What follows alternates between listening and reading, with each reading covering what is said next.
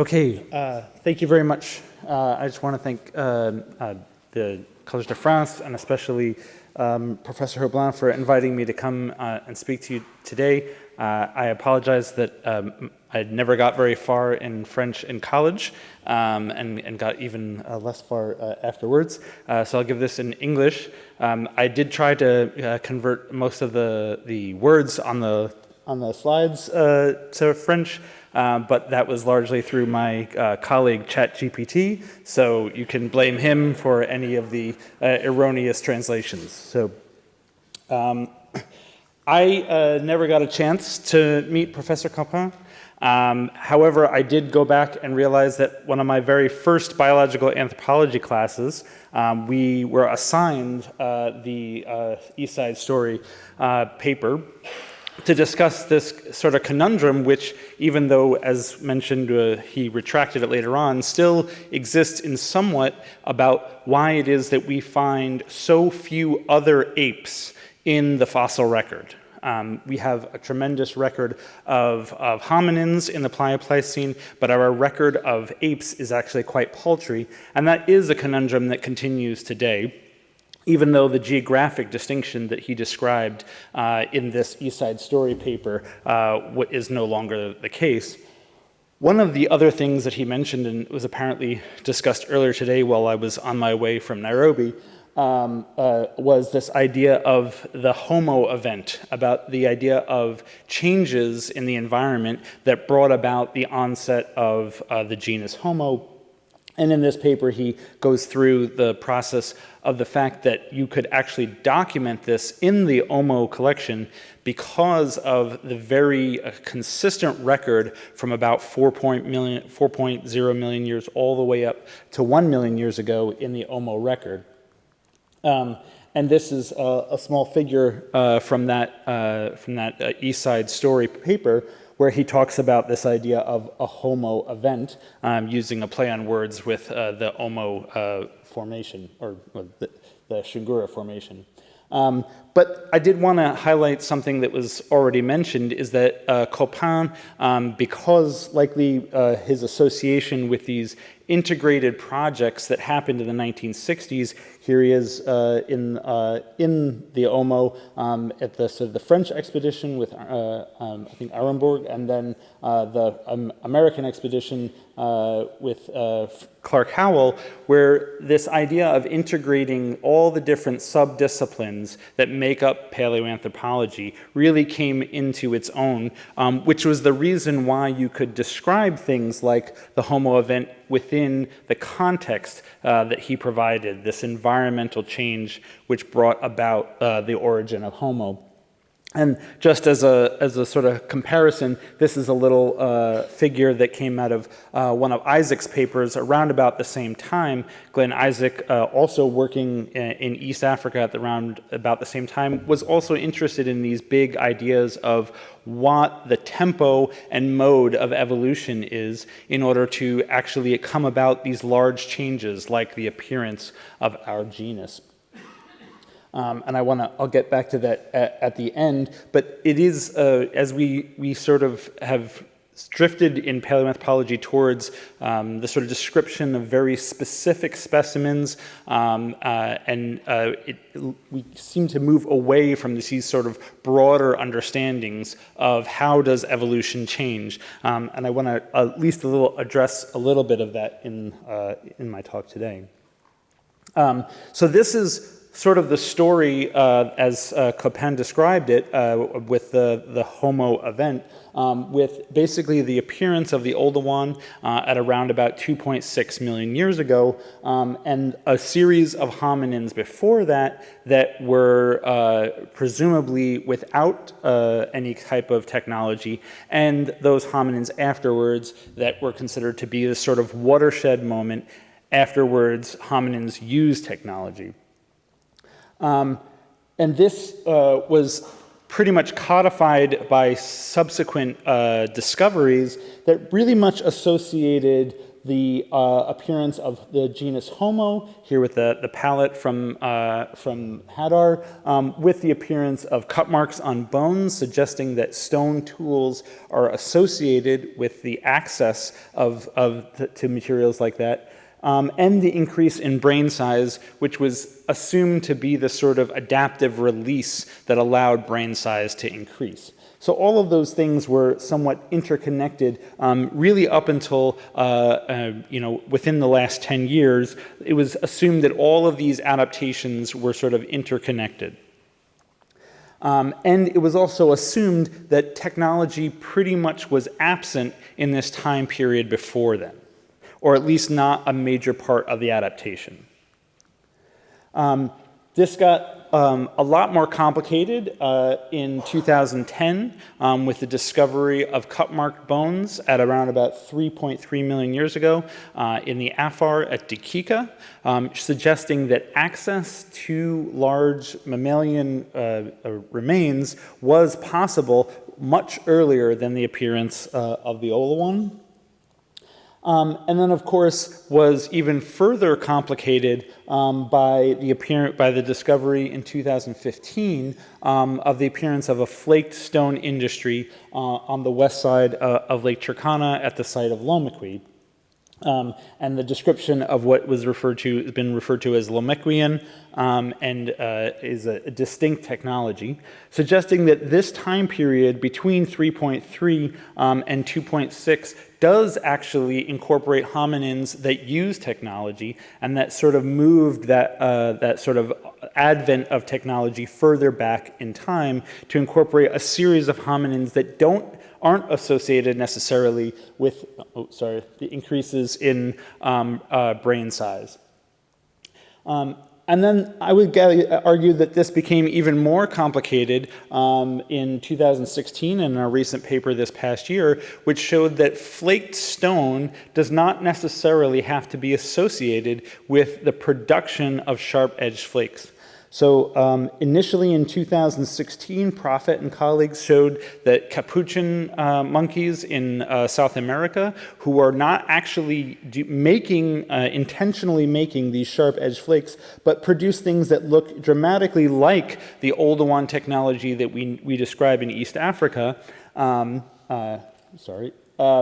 then we recently described macaques in Thailand who do the same thing, using nuts to crack, using hammerstones to crack open nuts, produce a series of flakes that are almost indistinguishable from the industries that we find in Eastern Africa. Meaning that the presence of sharp-edged flakes does not necessarily mean access to high-quality dietary resources. So it begs the question, is the Homo event actually something that we can still say exists? Or is it actually a lot more complicated than that, and that the presence of sharp-edged flakes that we see throughout Eastern Africa are not necessarily directly connected with access to high-quality dietary resources, and does not necessarily need to be associated with increases in brain size, and also the dental adaptations that we see in Homo later on. Well, one of the ways that we can get at this is through more fieldwork, and one of the things that complicates this even further is the fact that this idea of Homo appearing at around about 2.6 was thrown into array by the appearance of the 2.8 Ledi-Guerrero mandible. This was I wanted to describe that the project is developed by Kay Reed, Brian Vilmore, and Chris Camposano in this area in Ledi-Guerrero that has not only the presence of early Homo, but also has a number of in situ archaeological sites. Archaeological sites like this one, Bakoldura 1, is actually slightly younger than the appearance of the early Homo specimens, but there are sediments throughout this area, and to be fair, we only did start surveying these deposits for archaeological remains within the last 5 to 10 years, so there still remains to be seen whether or not there are actually archaeological remains further back in time. When we described those Bacaldura specimens, what we tried to do was to look at how different the earliest parts of the Oldowan actually are from those described at 3.3 million years ago, and how different are they from the assemblages that are made by modern primates.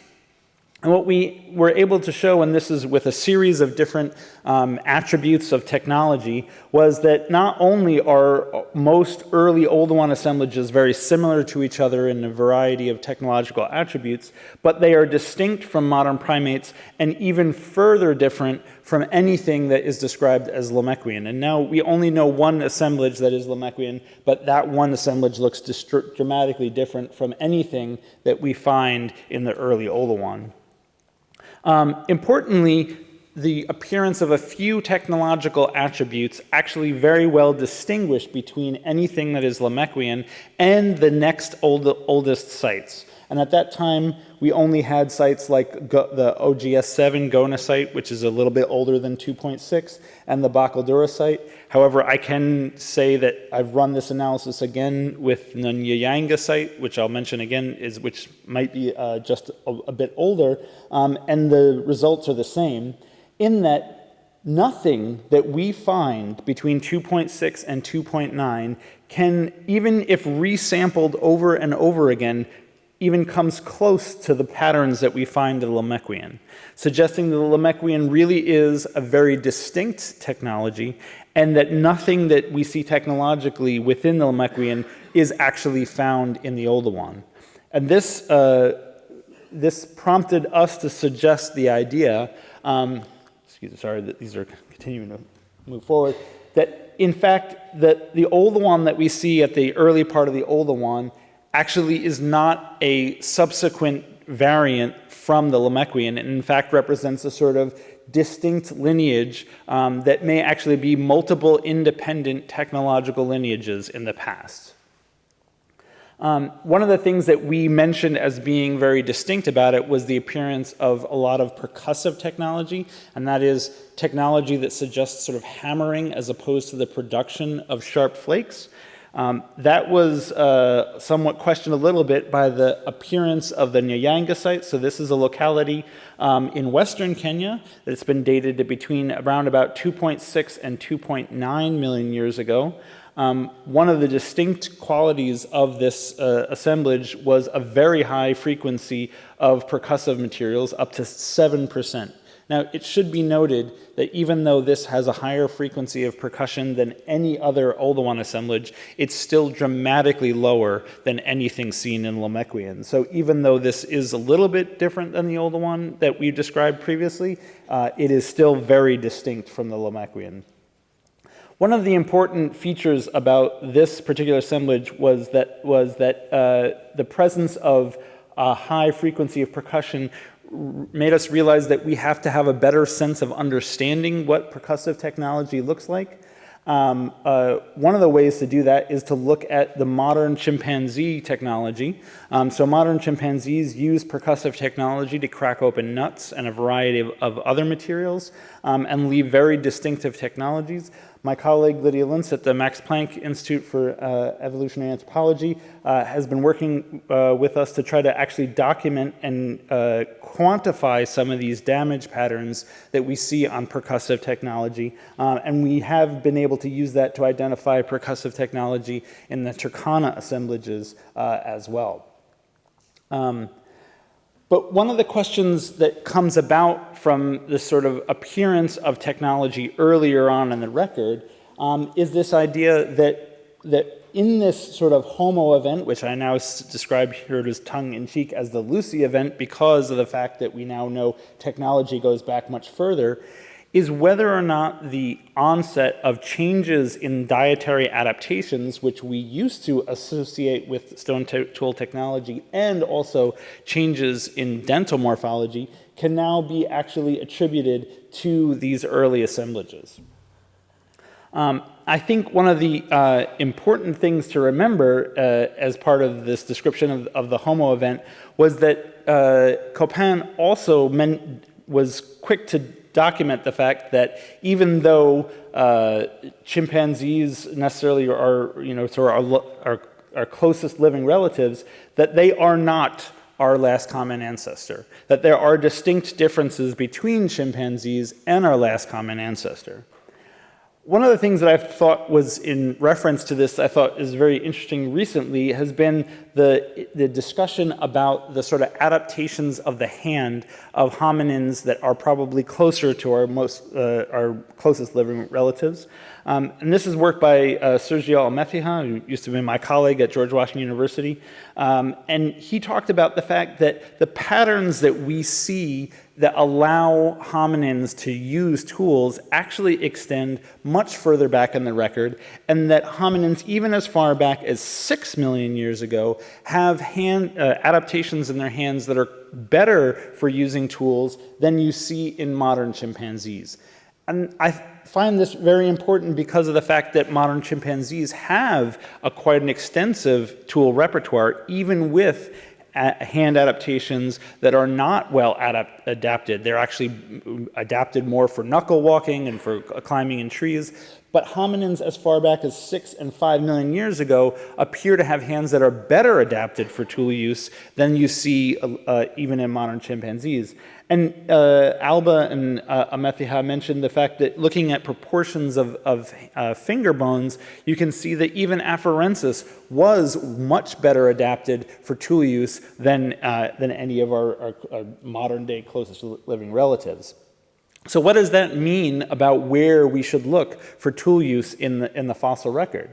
I think what it means is that this time period, much earlier in the hominin fossil record, actually has a much more likely chance of recovering some kind of tool use, even if it isn't necessarily sharp-edged stone tool use, than we had found before.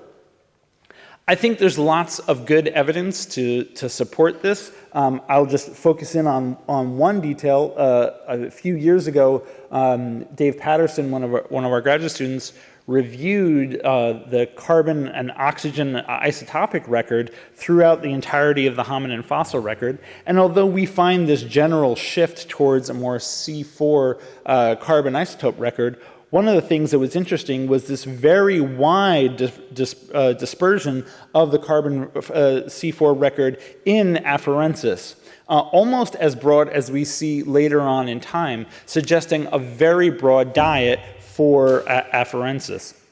If that's true, it's quite possible that even some of these early Pliocene hominins were using tool use to actually expand their dietary repertoire. So rather than this idea of hominins coming out of the trees and then all of a sudden starting to use tools and becoming a very different kind of primate, we may want to think about the idea that hominins are most certainly carnivores by the time of 2 million years ago. I think there's lots of good evidence to suggest that, from excavations I'm currently active in, we know that that's the case. By 3 million years ago, what is actually happening in terms of the expansion of the dietary adaptations in hominins is something that I think we may learn more about, but is probably associated with lots of different adaptations and a wide diversity, just as much as we see a wide diversity in the hominin fossil record. I'm guessing that you're going to see a very wide diversity in Pliocene technological behaviors at 3 million years ago. And if we push it even further back and we look at what it is that modern primates use technology for, we know that they crack nuts. We know that they break open vertebrates. We know that they break open tortoises. And they do all of that with the technology and hands that are not as well adapted for tool use as you see in the hominins that we know about that are 4 and 3 million years ago. So all of this, I think, suggests the idea that the archaeological record before 3 million years ago actually has a very good chance of letting us know more about what hominins were doing with technology. But we need to change the way we look for that record. At present, we focused almost exclusively on the presence of sharp-edged tools as the evidence of hominin technology. However, we know that modern primates use a variety of tools and leave a really distinct record. And we know this from now work in Thailand and in Africa and in Brazil. And we are working with a series of our colleagues to actually quantify the variation on these tools in a way that allow us to document the presence of tool use, even in something as subtle as this right here. And I also want to highlight the fact that Almefiha, as well as Cody Prang in a recent paper, documented that even going as far back as Ramidus, that the finger bones of those hominins seem to be even better adapted for tool use than anything we see in the modern ape record. So looking at modern apes, we can see they use technology.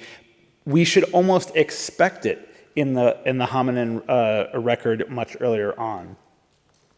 With that, I want to highlight the fact that when I leave Paris tonight, I'll be headed to Nairobi and into a part of the basin that we've only just begun to explore in the northern part of the Turkana Basin, in the Tulabor member, which is between 3.6 and 2.6 million years ago, where we have found extensive evidence of stone tool use throughout that time frame. We are hopefully working on publishing, but we are very confident that we will continue to find more and different types of tool use in this early part of the record.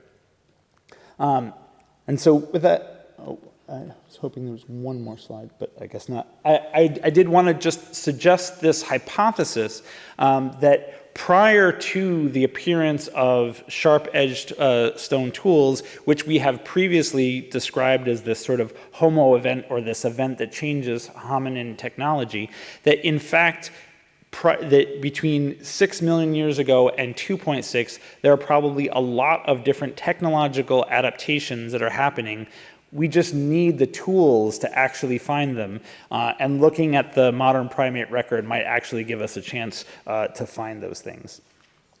Oh, sorry, to get people dizzy here. I do want to thank, apologies, the variety of different organizations that have supported our research, and especially the Authority for Research and Conservation Cultural Heritage in Ethiopia and the National Museums of Kenya that provide us access to be able to study this work, as well as the Humboldt Foundation and the Max Planck Society, which has been very fortunate, very generous to me as I did this work. So thank you very much.